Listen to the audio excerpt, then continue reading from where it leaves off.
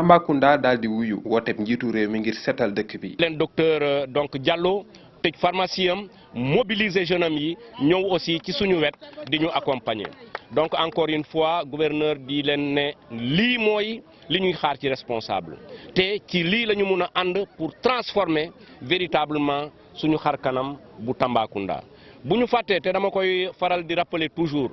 Tambacounda nuroowul ak benn région ci wàllu position géographique bi ko yàlla jox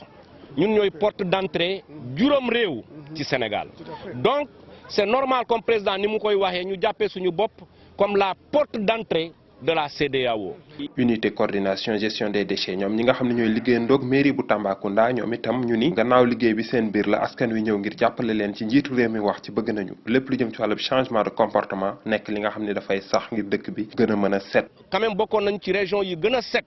région yi gën a toppatoo seeni salubrité ak seen propreté mais doyul il faut que donc ñu yokk ko te loolu maa ngi lancer un appel à un changement psychologique